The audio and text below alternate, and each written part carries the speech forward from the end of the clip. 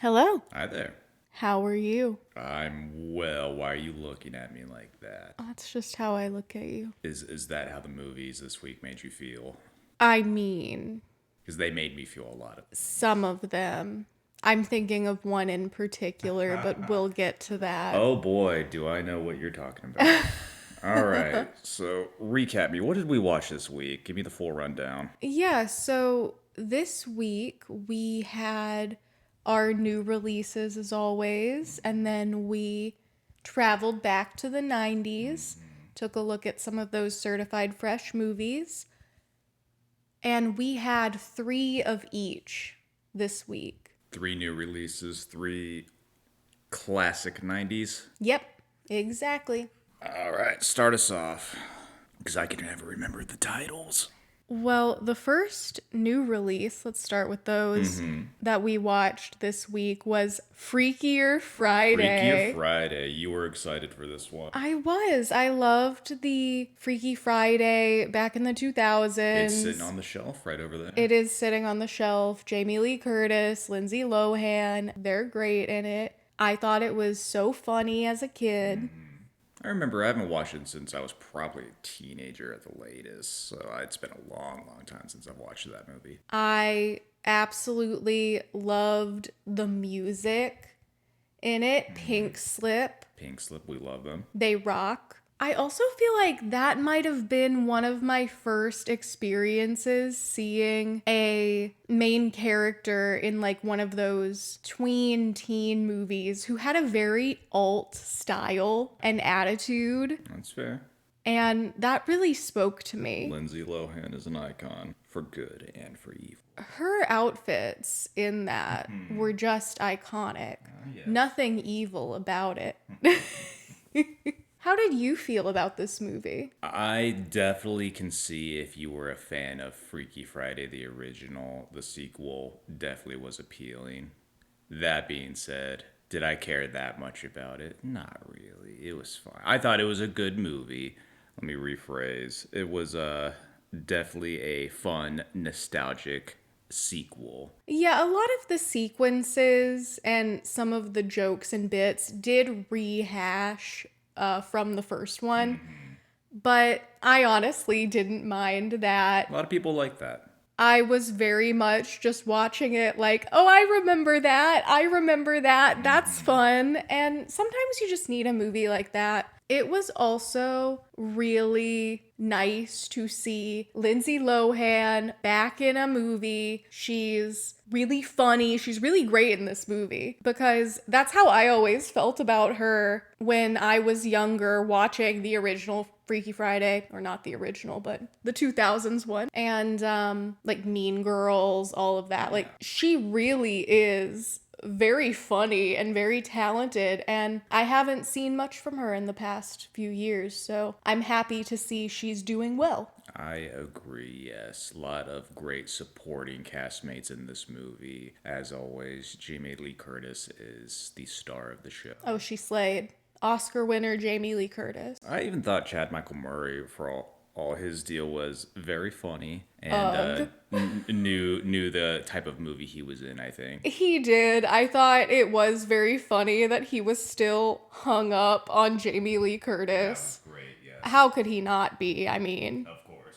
and then, his date at the end in the same outfit. I squealed. I thought the two kids playing the young daughters, teenage daughters in this movie, they did a really good job. They were very good. The one girl from Once Upon a Time in Hollywood, and she was in Transparent and The Fablemans.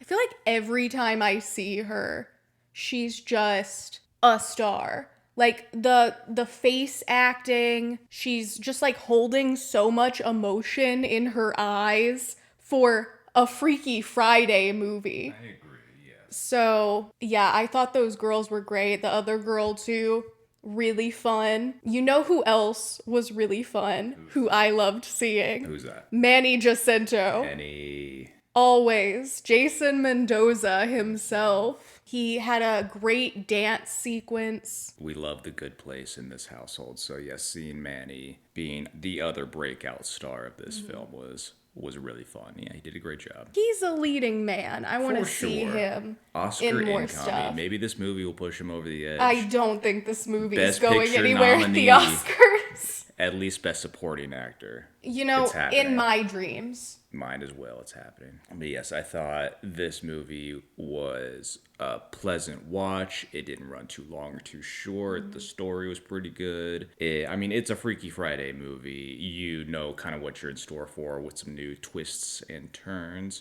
Overall, I say I enjoyed it. The one thing that I didn't like was when they brought Pink Slip out to perform, and they're doing the new original song about the mother-daughter relationship. I don't care. Give me real Pink Slip. Then they did. Classic. They did later, but For a I was little just while. sitting there like, no. What Rotten Tomatoes score did this movie end up having?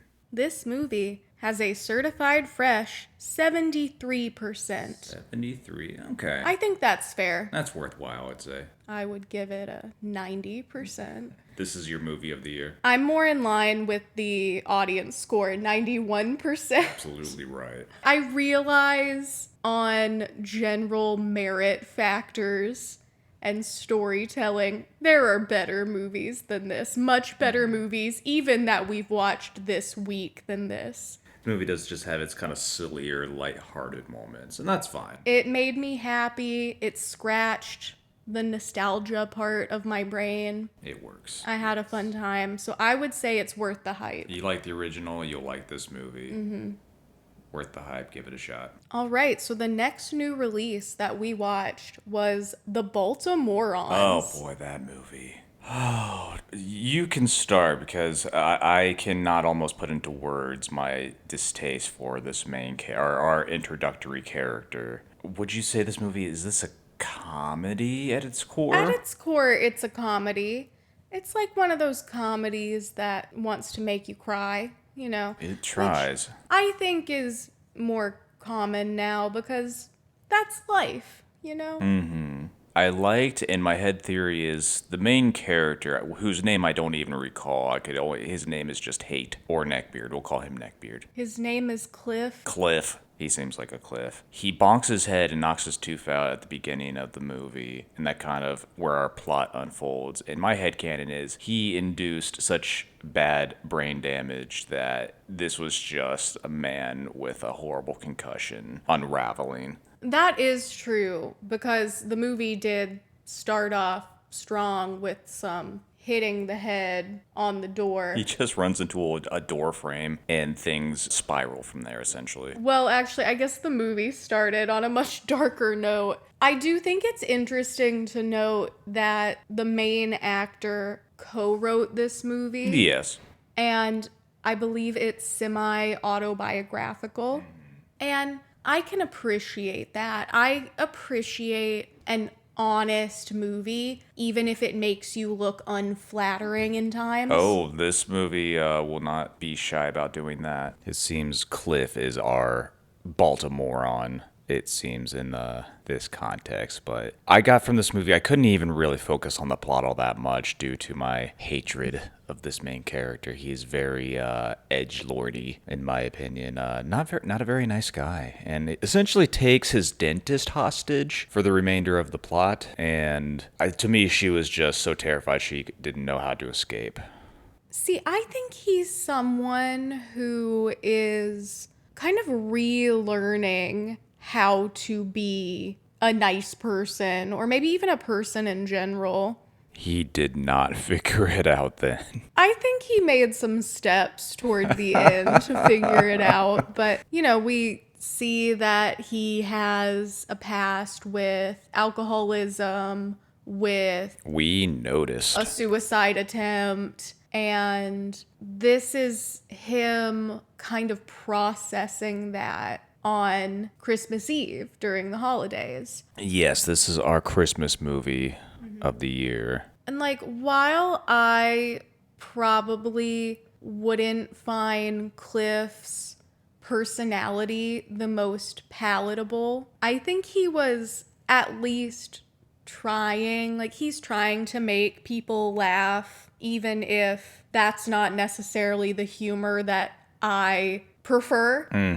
He struck me as far too controlling, or at the very least, he hates women. Our main character, Cliff, takes the dentist, whose name is Dee Dee Dee, to his improv show that he used to go to and just berates her the entire time. He was berating her, Basically trying to tell her how to improv. which, she's never done it before. He's trying to teach her, but also kind He of trying was to rude. play out to the audience by almost negging her a little bit. But I suppose in the way that scene was framed, it felt like she was laughing with them. Like, she didn't seem embarrassed or uncomfortable. Whereas I Oh, it was think just me then. if you or I were in that situation, You would have been screaming at this man. yeah. I know they kind of made it out like, oh, he got fired and it probably wasn't warranted because this other guy made too big of a deal about him saying he wasn't funny. But seeing kind of how this man interacts and thinking about what he would be like with, on top of that, the alcohol problem, Right. he probably did go a little far with this person. I do have to remind myself that this man did all this hostage taking, breaking and entering, and all that shenanigans completely sober. I cannot imagine. He was maybe more tolerable when he was drinking. I would imagine he was much more intolerable while he was drinking. That was maybe the impression like the fiance was giving, that his sobriety was a His good thing. Poor fiance. That was my biggest issue with Cliff. It wasn't his humor or his personality. It was how he treated his fiance. Who is really our voice of reason in this movie, it seems like. Yeah, because at first I thought maybe it was going in a direction of, oh, great, we're going to portray this woman as she just doesn't want her man to be happy.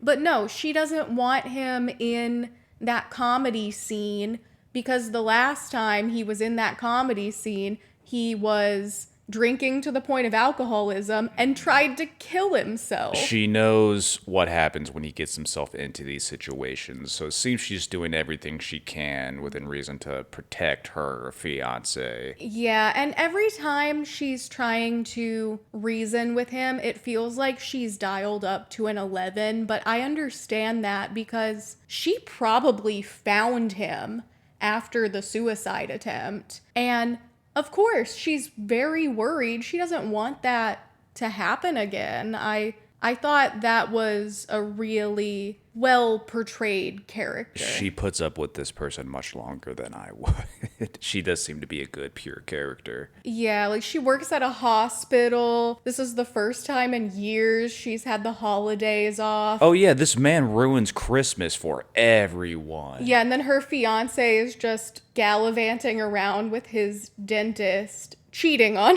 her. Yes, he cheats on her. It starts out where he's so clumsy he busts his own tooth walking into Christmas, so that already disrupts the plans for the day. Then he just sort of doesn't come back for hours. They ate all the food, so he's not going to come back. Of course, yeah. What's in it for him? The food made me think of all of the references to crab cakes and crab balls and stuff like that. They do bring that up a lot, yes. Of course, this movie is set in Baltimore. Yes, it's good a portrayal of the city. I liked how, I think you put it best, the city is sort of a character in the movie as well. Adds a lot of layers to it. Yeah, and it's fun to see, oh yeah, getting these crabs and making crab dishes. That probably is a Christmas tradition for a lot of people in Maryland. Disgusting. I love some seafood. I think my only real experience with seeing Baltimore portrayed is The Wire. Which is drastically different from Yeah, what we see in so this movie. It's just a this city, yeah. this was nice to see. More of the everyday living. Yeah, I feel like I got to really feel what the soul and the vibe of Baltimore is like, not Absolutely. just Dominic West bumbling around. Oh, I'm sure he was around there somewhere. But yes, I say this is definitely worth a watch. It is a very interesting take into someone dealing with sobriety, alcoholism, relationships. I think you said it very well, trying to relearn how to build relationships after a very difficult period in their past. I don't know, what were your thoughts on this movie overall? I respect this movie a lot. It's definitely a dark comedy. Yeah, for sure. I think any portrayal of real life issues and things a person has gone through is very important, and this one was very honest, but also there were a lot of really heartwarming moments. I thought all of the actors did a great job. I really liked a lot of the directorial choices. The lighting was The superb. shots were really good in this movie, yes. This movie's very well put together. Absolutely. And I think it had a lot to say, but didn't feel the need to bash you over the head with some long, drawn out, overly dramatic, complicated film. I agree. Yes, like you said, it wasn't trying to hammer you with a message.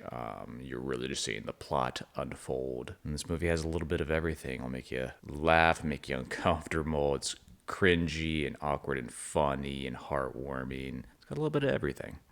Let's take a look at the Rotten Tomatoes score. This has a certified fresh 94%. Ooh, very high. Very One high. of our higher score ones. Worth it, I would say. I mean, I think it's a good reflection on the movie that I dislike the main character so much. That's I think saying how good of a job that they did and wrote that character. The plot was interesting. It was a very unique take. I liked it. Yeah, I think everything unlikable about this character, it didn't feel cartoonish.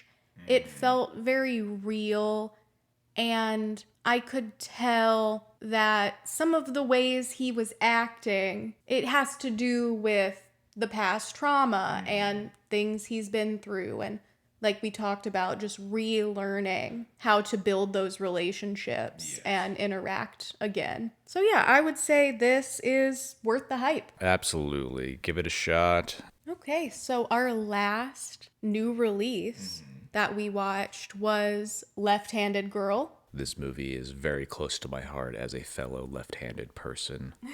This is really about my story. It really is. This movie takes place in Taiwan, in the capital city, it looks like, which was a interesting portrayal. I liked the kind of slice of life they showed of people living and just making a working class family, how that unravels in or unfolds in this situation. I did too. Yeah, it's set in Taipei, and I've never seen a Taiwanese film other than some documentaries. Right. So yeah, I agree. It was really interesting to see this narrative of these real people, or people who felt very real, and they were dealing with a move, There's been a lot of upheaval in their life recently.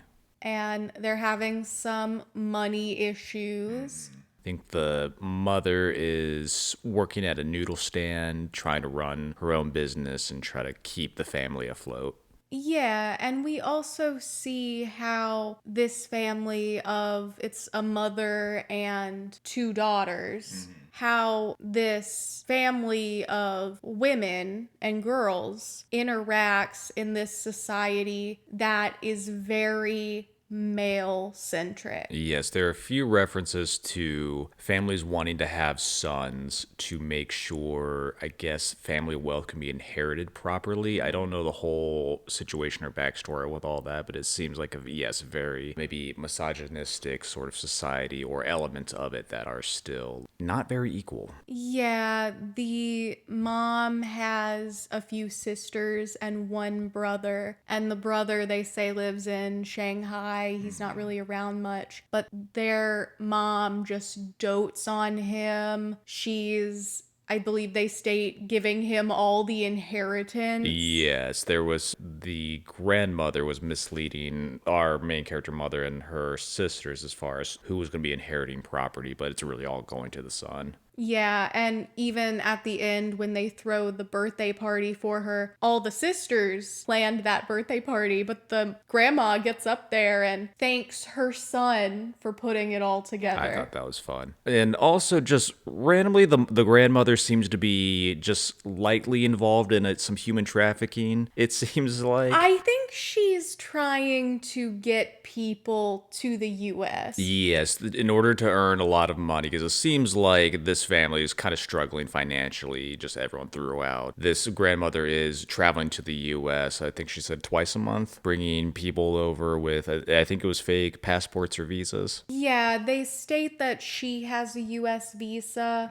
And so then I believe they're giving these clients fake ones, Okay. and she's helping to take them over and then I guess just leave them there. Okay. That plays into the character motivations a little bit and helps our plot along, but the grandmother is married to the grandpa is the antagonist of this story for sure, because he is the one who hates left-handed people and tells star of the show, our little 5-year-old Yi Jing. our left-handed girl, and really kind of our main character through our main point of view throughout. Killed it the entire movie. She did a fantastic job, but trying to lead her life in a world that is just against left-handedness, and The devil's hand. yeah, she's told by her grandfather her left hand, anything you use it for is going to be evil. It's your devil's hand, or the devil works through it. He doesn't seem to acknowledge that he also has a left hand and uses it for things, but we're just glossing that over. Yes, I thought that was a fun little way to show some trials and challenges and growth for our main character. I agree. I think it was a really smart choice to tell this story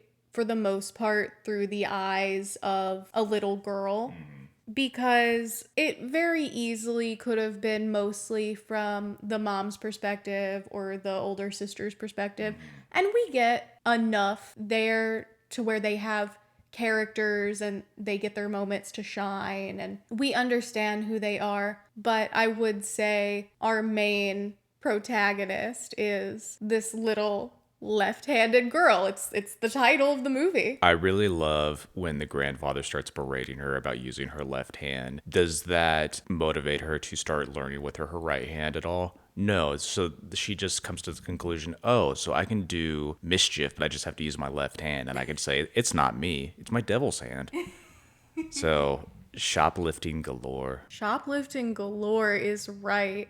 This family ends up getting a pet meerkat named Goo. Goo was too precious for this world. I missed how they even came across it other than just a legal animal trade, I suppose. Yeah, there seems to be a lot going on in that little strip of like shops and stalls. The neighboring stall owner, I believe his name was Johnny, Yeah. kept going on about, do you need anything? I can get it for you. A little bit of maybe black market deals or something, or prohibited items that you can buy in these market stalls and marketplace. And there's a few instances where we see customers of Johnny's being like, this thing doesn't work. He may not be selling the most quality of items, but that's okay. He's just trying to run a business. I liked Johnny. He was very nice. Johnny and Goo Goo were too pure for this world. Absolutely.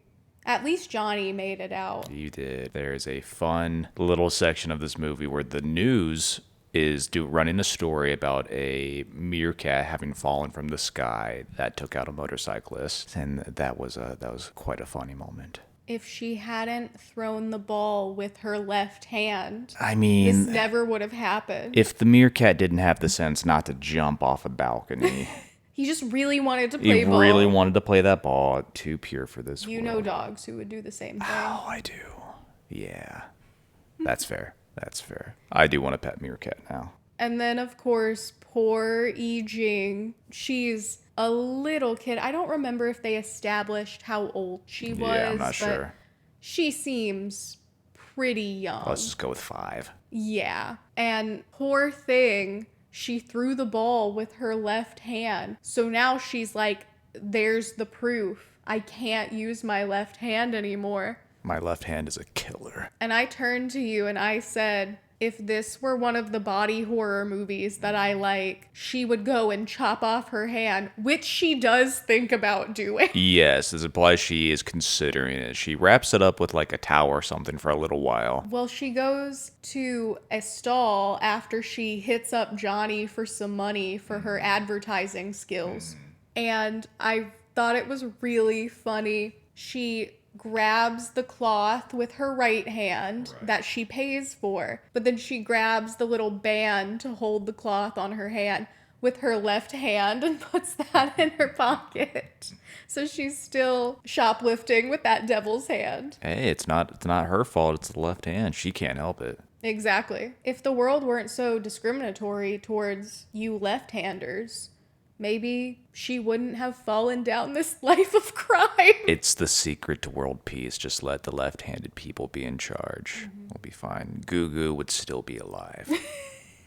And sort of our co-star or co-lead would be the sister Anne. Ian, who is, let's say, maybe about 18 to 20, something like that. She's of an young age adult where she would have been in college if circumstances had allowed for it. She's struggling with money and family dynamics and trying to establish herself as her own person, being exploited by others, and really just kind of making her way through life. And she also has a lot of tension with her mom because her father, who left them 10 years ago, he is now in the hospital and he's dying. And her mom is going back there and spending money to help him, and then ends up spending a lot of money on his funeral. Yeah, medical bills and burial costs, and really sets the family back. Yeah, and she's essentially taking care of this man who just discarded them like they were nothing. And the daughter's having none of it. She is knowing that this man abandoned her and her mother and wants nothing to do with anything with him, and questions why the mother is still putting in the time and resources to try to help him. Which I definitely understand. I would have felt the exact same way. As the daughter, just cut this man off completely. Exactly. As she brings up a few times in the movie, this man's done nothing for us, for the mother or her or the young daughter. Why are you involved at all with him? It seems like there's some of that societal pressure still going on, because I have to imagine they're still legally married. They didn't mention them being divorced, at least. I believe you're right. Yeah, so she almost feels this responsibility to him, even though... Yes, the pressure of familial ties, trying to be there for someone who wouldn't be there for yourself. And then we see her sisters and her mother saying to her, "You're not technically in this family anymore. You should be the family of your in-laws. Like, we essentially pawned you off to your in-laws." Yes. Going into that male-centric, like, once you marry a man, you're part of his family, not as much yours anymore. I agree. It was a interesting take. It was good to get some insight on some societies where that's a heavy factor. These characters were dealing with, I wouldn't say poverty, but a struggling working class family trying to make ends meet, trying to run a business. A lot of the activity in this movie is centered around the noodle stall that they work in, and dealing with all of that. Yeah, and of course, I noticed good old Sean Baker co-wrote this and edited it too. This is a well-made movie. I like the shots and the music, and the acting was superb. Oh yeah, I really thought the directing was top notch. Definitely. I would love to see the next thing that she does. Definitely, yeah. But I was sitting there after having seen Sean Baker's name in the credits. All right, where's the sex work?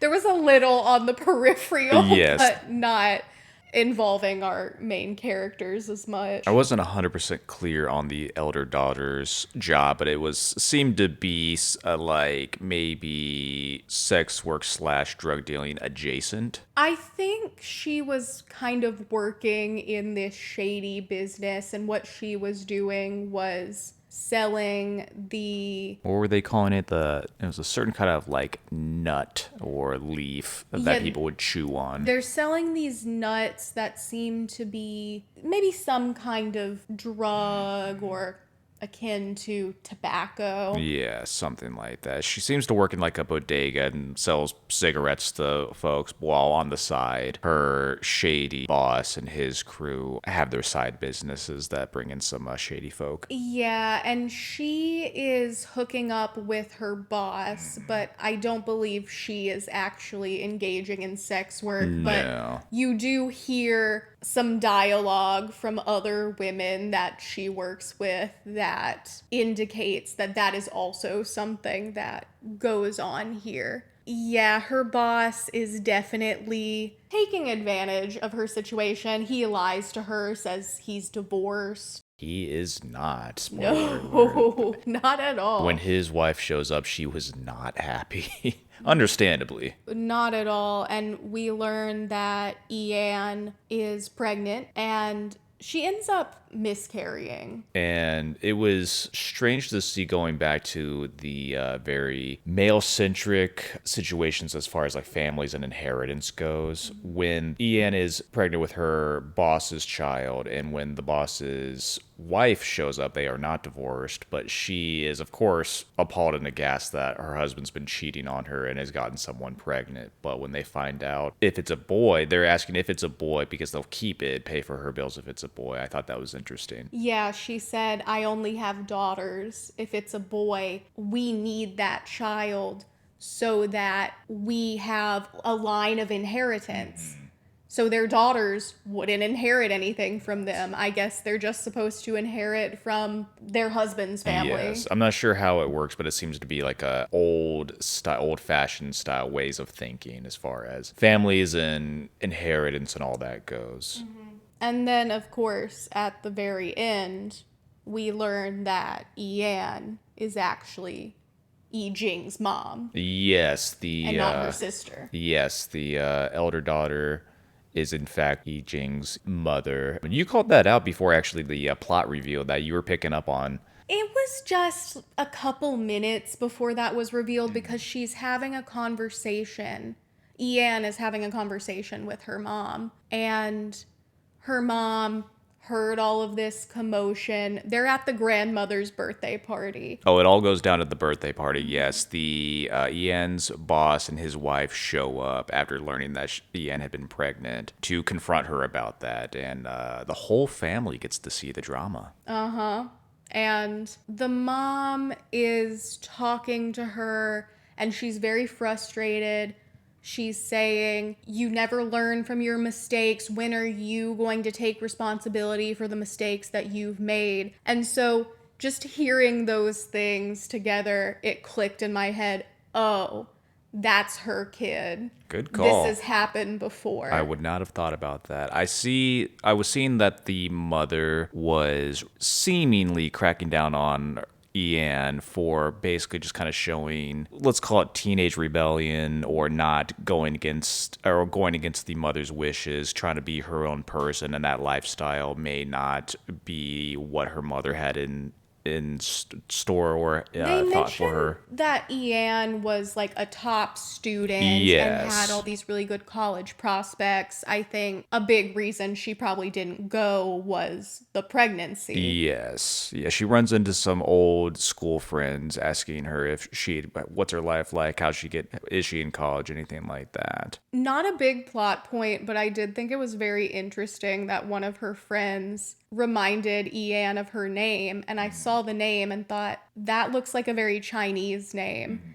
And she says, I changed my name so it'll look better on university applications. Yes. I thought even just that little bit of information, as someone who's not familiar with this culture, I think that told me a lot. Yes, it was a lot of making yourself look more appealing, trying to save face in situations where you may face some sort of societal embarrassment or losing face with the family was a big factor that people seem to be concerned about. Which is exactly what Ian and her mom did by Exactly. having the mom kind of take the fall for having this pregnancy and this child out of wedlock. Exactly, as instead of her daughter facing those consequences, I suppose, Yeah. or dealing with that shame, something like that. But Yeah. Yeah, that seems like something that's a big no-no here. seems like towards the end, though, Ian is starting to somewhat more embrace acknowledging that she is a mother to a child and she can't pawn off this person to her mother. That kid is gonna be so confused. Very. Like at the end, she's dancing and says, "Hey, mom, look at me." And they both turn their heads. That'll be a fun conversation should they ever choose to have that. But I guess the daughter overheard it, so. Or E Jing is heard of it. Ian told Yi Jing to call her grandmother great grandma Yeah. in front of everyone at the party after she slammed a couple of red wines. She was very drunk, yes.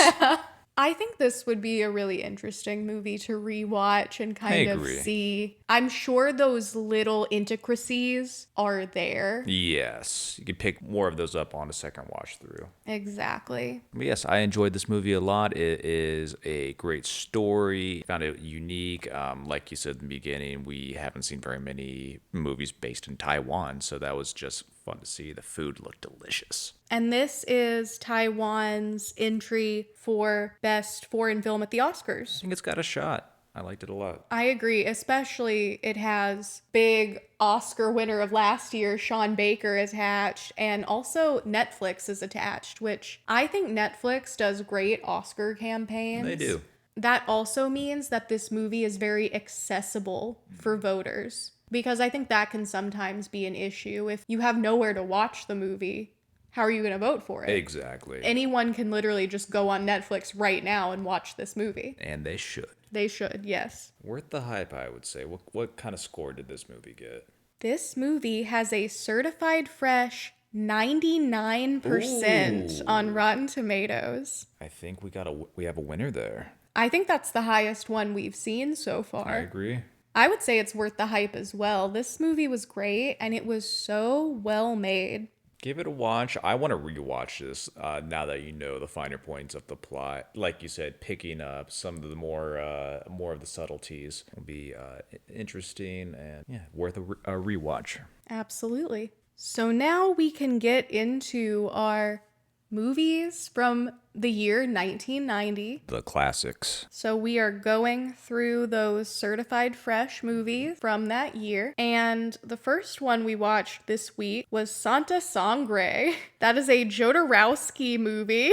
I was not sure what we were getting ourselves into, and still don't actually, having watched this. I would say at least some of the elements of this movie in the beginning are a lot of religious elements mingled with main characters who are involved in the circus. Oh, my feelings toward this movie. I thought I was going to really enjoy this. It's a weird movie. Because, yeah, I love weird movies. I love, like, a surrealist horror. Seems like there'd be some of those body horror elements. This movie just made me really uncomfortable. It was very ridiculous in a lot of different scenes. It made me feel like the director hates women. No doubt. It's our crazy main character running around in different situations and just chaos ensues, and he turns very violent. We start when he's a kid, and his name is Phoenix. And he has this mom who is really involved in Santa Sangre, which is this church. Seems a little culty Yeah, to some me. sort of religious cult venerating a local gal. There, I guess they are seen as being had been martyred Yeah, she had her arms chopped off, and they in like even a have robbery, I think.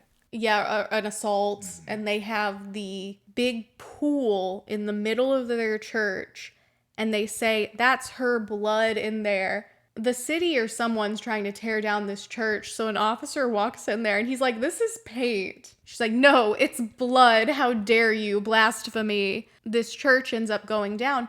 And I did think it was a promising start because I thought, oh, we're going to really delve into some weird kind of religious themes along with this horror vibe, and that's going to be cool. But we didn't really see more of that specifically. A lot of elements were picked up and then immediately dropped in this movie for some reason. I'd be curious to learn more about the production history of this. You see Phoenix as a young boy and his upbringing with his, especially with his father in a circus, and maybe they're part of a traveling circus or something, and the father's the ringleader or something on those lines, but then the mother is at the same time trapeze artist, yes, and then she's also involved with this kind of religious cult or movement. It's very flashy and colorful in the opening, very musical. There's a portrayal of the authorities or the city. They've brought in bulldozers because they think this makeshift church that these people have thrown up is maybe unsafe or something, or going against the local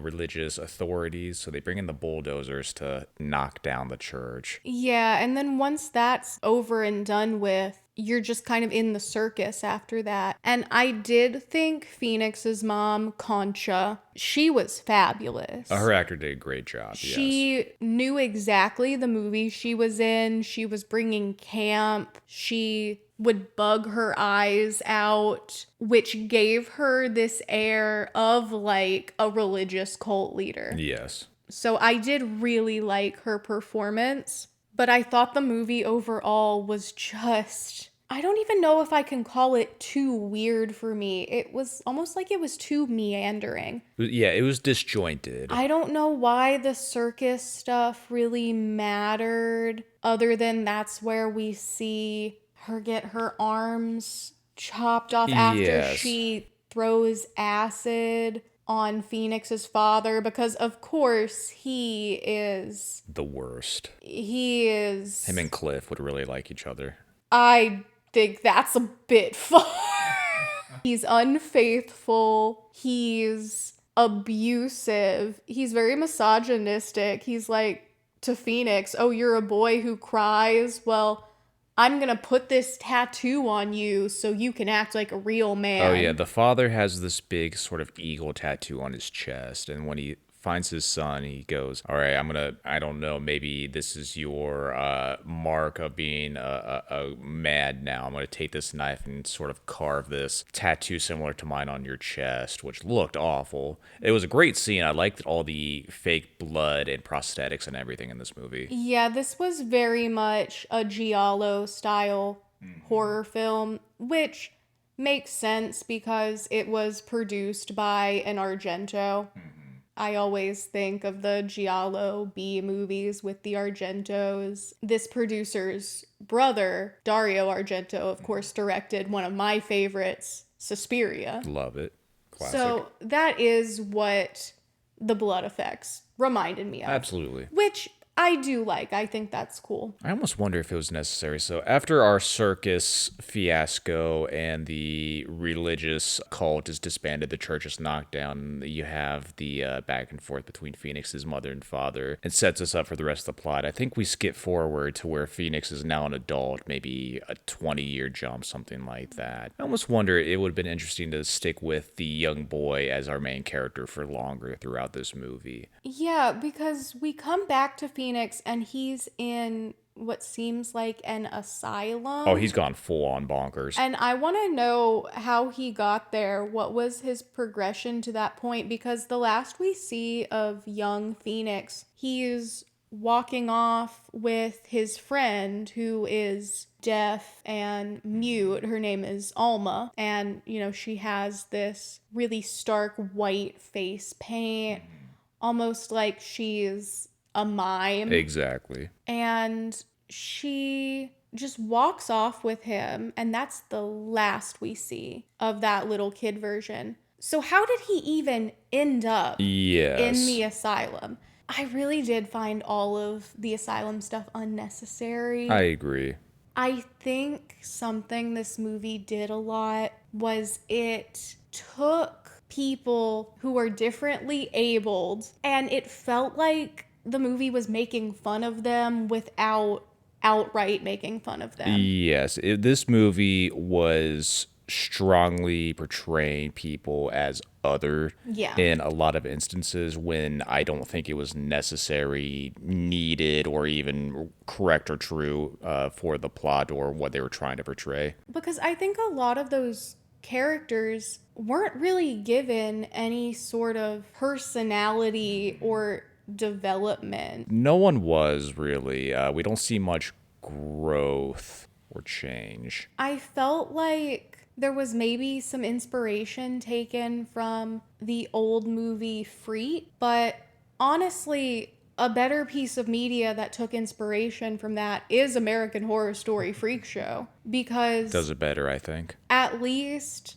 the differently abled characters there, they're given character. They're given a Right. personality. They're actually viewed as people because they are people.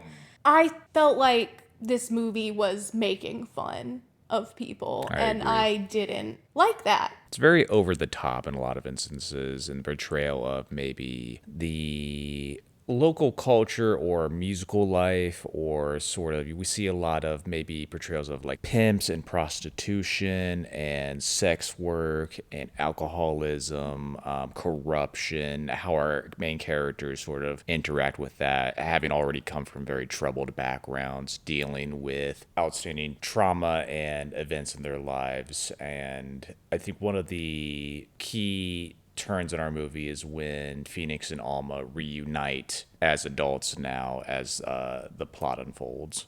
Which, to get to that point, Phoenix starts envisioning his mother, but she's without arms now because that's how she died. She got those arms cut off. When Phoenix is a kid, yes, the mom and dad get into a fight as the dad is cheating with one of the circus gals, I think. The tattooed lady. The tattooed lady, who is Alma's mom, actually, if I recall. Is that right?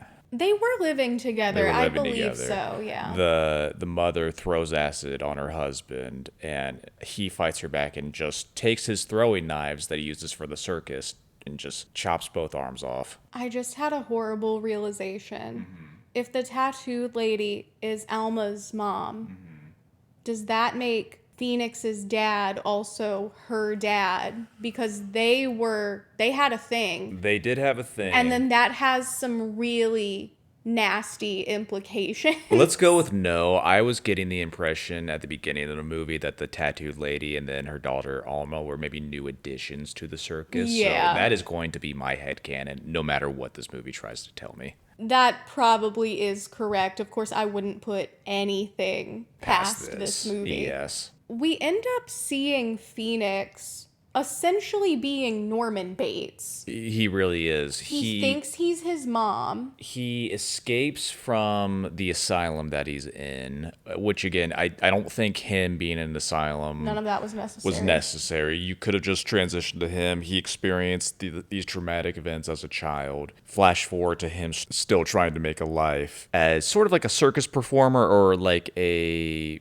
theatrical performer in some aspect. Yeah. But in reality, he is just full on bonkers. He thinks his mom is still around without her arms, and she has a large degree of control over Phoenix and his actions. Yes, he feels like he is now his mom's arms. And like Norman Bates, he ends up killing women who he is attracted to. That seems to be his only basis for his victims. Yeah, and it's, again, like with Norman Bates, it's through the lens of, oh, his mom's telling him to do it because she's jealous of these women. But in reality, it's just him and his own messed up feelings about the situation. That's why he ends up trying to hook up with the strong woman, because he's like, I like that you can fight me off. He doesn't really want to kill, but he feels like he has to in order to appease his mother as her arms. That really is the main plot of the movie, but we don't get there until over an hour in. Yes. Like you said, this movie meanders a lot. And a lot of the sequences were just very mean-spirited.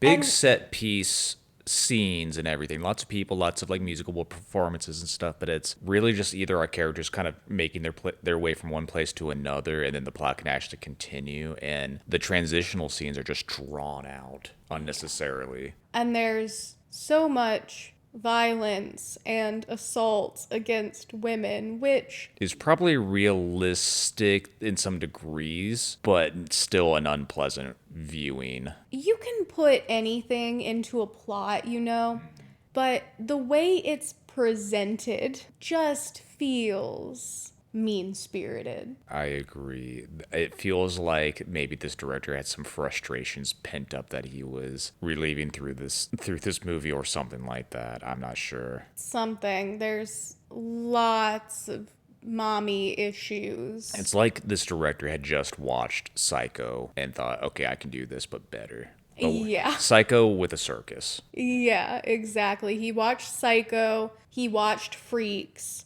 and said, I'm gonna just throw all this at the wall and see what sticks. I did like over time, Phoenix as an adult comes to slowly realize, oh, I think I'm crazy because I keep having these interactions with my mother, who I think at the time he believes is kind of the main source of his actions.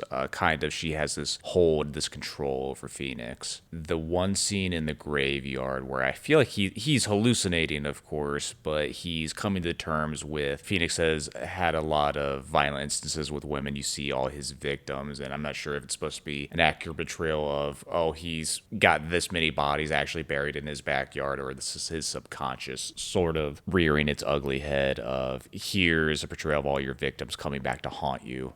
I do think it was a little more literal, because at the very end of the movie, the cops show up. Yes. He's been caught. And I guess the tragedy we're supposed to take from that is he's finally overcome these mommy issues and he's reunited with Alma and they're gonna be together, but I mean, he's going away. He's going back to the asylum. The rest of his life. Yeah, he gonna be locked up. As he should be. Yes, I think the big twist of Phoenix had been thinking that his mother, who was to him still alive, missing her arms, but as a part of like his circus act and has this big hold over him, has in fact been dead since he was a child. He witnessed that, I guess it was implied, went crazy and ended up at the asylum since he was a child and grew up there and escaped and just went on a murder spree, it seems like. Yeah. Not a fun time. No. Would you watch this movie again? No, I didn't enjoy myself. No. I guess I just didn't get it. If anything, there's a lot to unpack in this movie. Yeah. The scale of the shots and the portrayal of like the circus and the performers, stunts and everything, makeup, that was all very well done, I thought. This isn't an incompetently made movie. No. I just didn't like the substance of it. Yes, the setting is fine. The characters and the story are what kind of hamstring this movie. I agree. I don't think I would want to sit down and watch this again. It's too long, too. It's too long. Whole sequences could have been cut. It made me feel icky, and it takes a lot for a movie to make me feel icky. I guess if you want to sit down and say, I want a movie that makes me feel uncomfortable, here you go. Like, this made me question humanity As it should. in a bad way. As it should. Don't go to the circus, folks. No. Lots Nothing of good. animal exploitation there. It's true. Nothing good ever happens. Oh, yeah, that poor elephant. Poor Mr. Poor Elephant. elephant. All right, so our Rotten Tomatoes score, we have a certified fresh 88%. Could you see people considering, like, movie critics or film buffs? Do you think they really like this movie? I think a lot of like art housey. Yeah. Well, I guess based on people the score, critics do like it. So like this movie. it Yeah. found its audience. It's just not me. I could see this No. movie having a weird cult like following, I think cult classic that is sort of movie. the case with a lot of Jodorowsky Fair. films. Maybe people who really like those B movies, those giallo movies, but I think there are better ones out there to watch. This just didn't do it for me. And I was going into it expecting, maybe I had my expectations too high because I thought this is the exact genre of movie that I Yeah. like. And it wasn't that for me at It's all. like if someone sandwiched Psycho with Willy Wonka together, and you Wonka. get this movie mixed in with some like Suspiria. I would say this one ain't worth it. There are better Giallo style movies out there that would be much more enjoyable. 88% is too high. It's too high. I would give this like a 10%. I'd say, 45. It's getting to where it's like competently made, but I don't think the story's for everyone. Yeah, I just thought a lot of the treatment of people just turned me off real bad. I agree. And next we watched Ghost with Oh, dear old Patrick Ghost. Swayze. Patrick Swayze, he was really fun in this movie. I enjoyed this movie more than I thought I would. Me too. It was nominated for Best Picture Okay. at the Oscars. I'd say that's worth it. I agree. And then, of course, it won Best Original Screenplay and Best Supporting Actress for Whoopi Goldberg, who was phenomenal in this. Fantastic in this movie. This was also the highest grossing movie of the year 1990. I can see why. I can too. It feels like it has something for everyone.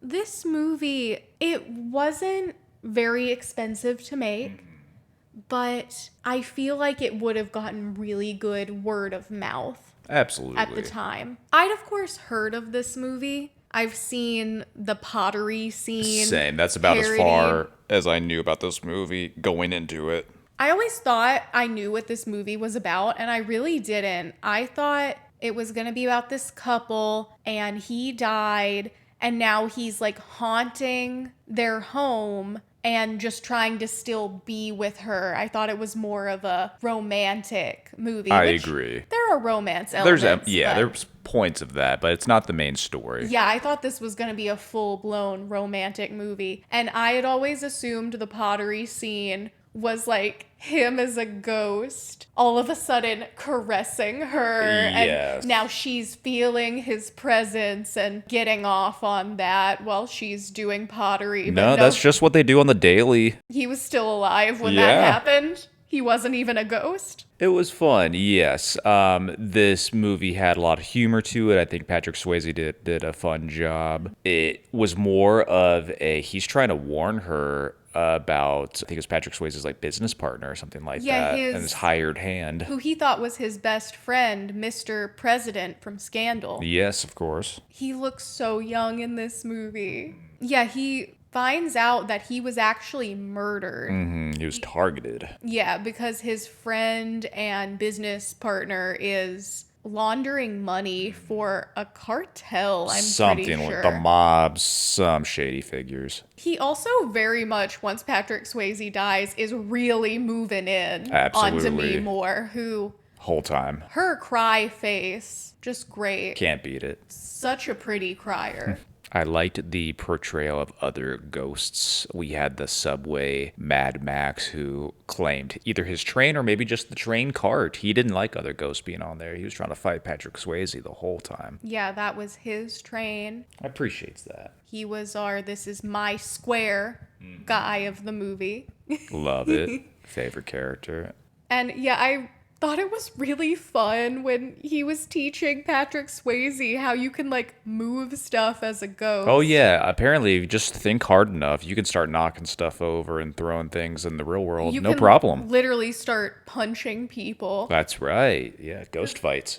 I was like, oh yeah, a lot of ghosts in media, it's portrayed as they can like knock something small over. Or 'Cause it's more of a that's- sense. Yeah, because that's stuff that just happens. Oh no, you're getting slugged in the face by an invisible fist.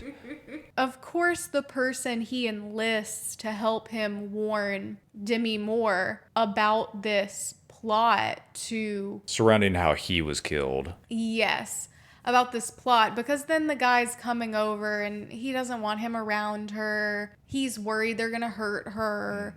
They're going in there trying to look for a book, I think, with some numbers in it, some bank account numbers that he needed. passwords or something like that. Yeah. And so Patrick Swayze enlists the help of Whoopi Goldberg. She seems to be some sort of like tourist trap sort of psychic or something like that. Yeah, she is a scammy psychic. Doesn't seem to believe it herself actually at first. Yeah, she is flabbergasted when she hears Patrick Swayze and she says, people in my family That's have right. this, but I never thought that I did. It was real. She suddenly just out of the blue hears a man start talking out of nowhere. I would be a little concerned as well. Yeah, and I thought that was a really funny concept. Absolutely. She really brings it home. Whoopi gives a great performance. She's funny and serious and really owns the character. Yeah, very well deserved Oscar, I would agree. say. I agree. She was my favorite part of the movie, and I liked a lot of things about Yeah. this movie, so that's saying something. I went into this movie thinking I was either going to dislike it or just think it was boring. I was expecting more of just a standard kind of romance plot. This movie has a lot more to it, though. Yeah, it's a fun movie. It's a movie I would like put on again just hanging out. You know? Absolutely. Need something to watch and burn some time and just want to have a good viewing time. Ghost is always fun. Movies like this are why I really want to go back and experience all of these movies throughout the years. I feel Yeah. like I missed a lot of this required viewing. Yeah, what was like considered Oscar worthy in 1990 and onwards? It's good. It's good to see the elements here that were very popular and well received. I agree. Yeah, this was a fun movie. Everyone did a great job. Really cool Best Original Screenplay I Oscar agree. winner. It was fun. And our Rotten Tomatoes score for Ghost is a certified fresh 74%. 74. I honestly expected a little bit higher. I agree. I would rank this higher. I would put this at least in the 80s. I think Ghost is a lot of your average moviegoers have at least heard of Ghost before. It seems to be worth a rewatch. Still in the public consciousness. Everyone always loved Patrick Swayze. I agree. I think this is a movie everyone should watch and experience because I had a lot of misconceptions about it Agreed. just from pop culture. So it was nice to actually see what was up with Ghost, and I would say it's definitely worth the hype. It's worth the hype. I agree. And now we've come to it. The Jungle Book. Yes, The Jungle Book, which it's a 1967 movie, but it had a re-release in 1990. Random So re-releases in the 90s. I'm all here for it. if it's on the Wikipedia list, I'm gonna watch it. Yep. I haven't seen this movie since I was a little kid. Same here. I remembered a couple of like the characters and songs, but overall the bigger pieces of this movie I just kind of forgotten about, other than it's remained fairly popular. One of those classic animated movies. Yeah, the songs I Wanna Be Like You and Oscar nominee The Bare Necessities. Those are classics Favorite for part. sure. I thought the art style in this movie was really well done. The voice acting was phenomenal. You have your memorable characters. Everyone is fun and distinct and brings their own personality to it. Who is your favorite animal in The Jungle Book? Favorite animal? I liked Bagheera. And then, of course, I loved his boyfriend Baloo as well. Yes, they were. We decided together watching this that they are in love and want to be together. I mean, there's a whole scene where Bagheera says to Baloo, "You wouldn't marry another kind of animal." I forgot what Baloo's exactly open-minded. the animal was that he said. And Baloo looked at Bagheera and said, "Well, I've never been asked before," and kind of had Little wink. a little wink. So I think there was something there. There are original Timon and Pumbaa. Their back and forth was really fun. I had great dynamics. I loved the little baby elephant. Honestly, the whole elephant troop. I found really completely fun. forgot about that.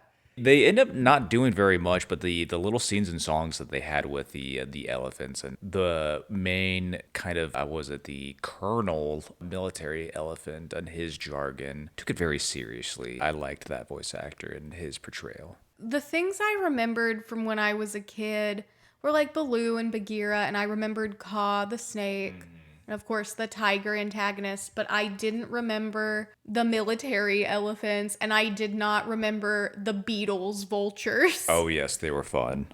Very fun. Yes, the dancing monkeys and Mowgli just encounters quite the cast. The snake, Kaa.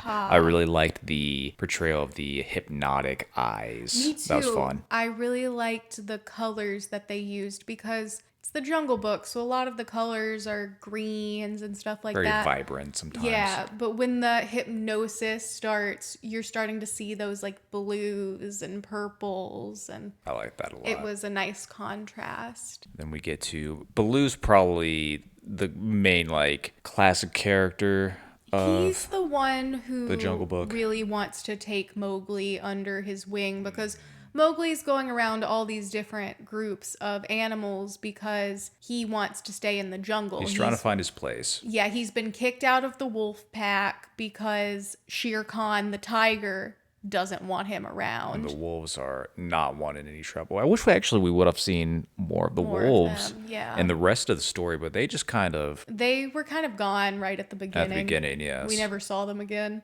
Baloo is definitely the biggest supporter of Mowgli, and then you have Bagheera as the more serious, level-headed one. They are acknowledging, figuring out early on, oh, this child should not actually be in the jungle surrounded by these big animals. He's going to be eaten by a tiger. We need to get him out of here. I never picked up on that as a kid. They're like, oh, this is for his own safety. We got to get him out of here. The one thing I was thinking about when I was watching this movie, though, was the 2016 live action Which Jungle I've never Book. seen. Yes, how do you compare them?